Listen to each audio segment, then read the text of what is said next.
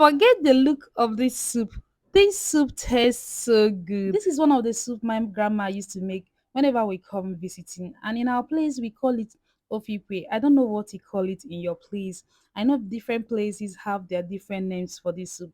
But today, let me share with you on how to make it. First of all, we'll be washing the dried catfish you'll be using for this. You can as well use your bonga fish or any fish of choice. So to wash this fish, you have to first of all soak it in a lukewarm water. That way, any sand or particles the skin comes with, it will easily come off. Just watch as I'm going to do this. I'm just going to allow this to sit for few seconds in this water. After that, I'm going to take it out from this water, clean off the skin. I just prefer to wash the skin of the fish first. That way, I'm removing all the dirt, all the sand it comes with.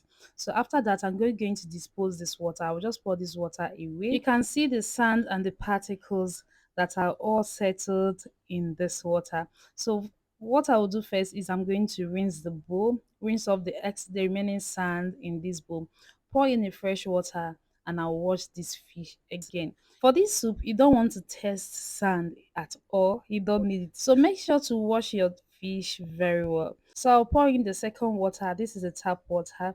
I'm just going to remove the stick that is being used to hold this fish together. I'll try to remove all the particles from the head of the fish, even though I'm not going to be using the head in this recipe, but I'm just used to that. Open up the fish and wash it very well.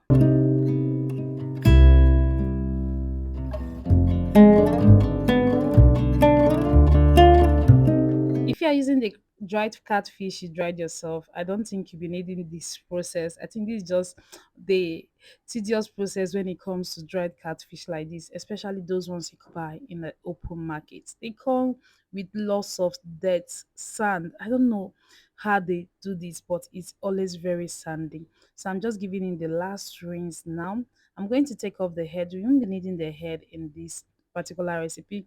You can set this aside and use a mixed stock or use it in preparing other dishes.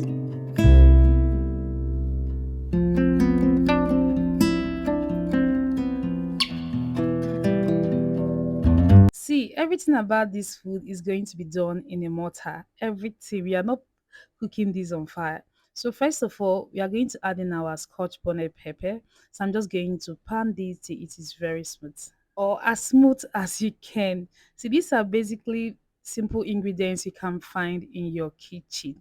And if you prepare these, I assure you that you are going to make this over and over again. So after pounding the pepper, I'll go ahead now and add in my Ogiri. You won't be needing any seasoning powder for this. So the Ogiri is going to flavor this. So I'm adding in the Ogiri at this point. Ogiri, the smelling ones, yes. Add it and mix it very well. So after mixing, I'll be adding in some salt. See, if you're using the fresh Uziza seed, this is the time for you to add it. Add it and pound it together with the pepper. But I don't have the fresh Uziza seed. I'm using the Uziza powder. So I'll be adding that later. So everything I add, I mix. So I've added in some salt. I've just stirred it all together. So the next thing now will be adding in this our dry fish that you just washed.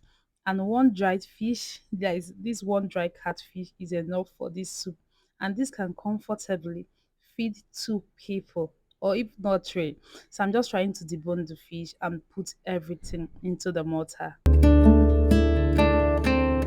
So just try to remove the bones as much as you can. You can see me doing that. So I'm just trying to remove the bones so we don't choke while eating.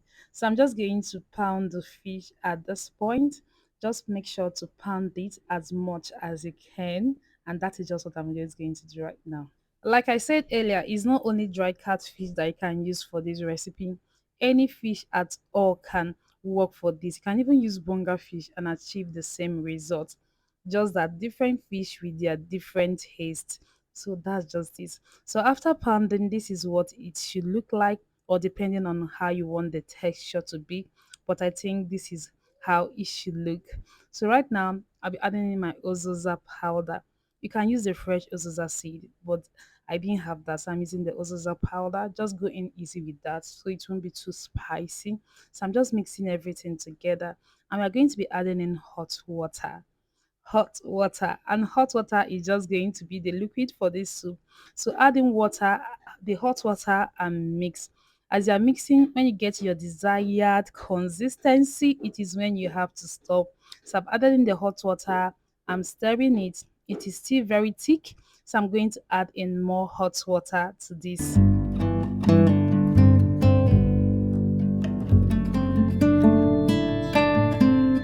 Once you are satisfied with the consistency you want, your soup is basically ready. It is so easy. See, guys, this tastes so good. You don't need seasoning cubes, you don't need even crayfish for this.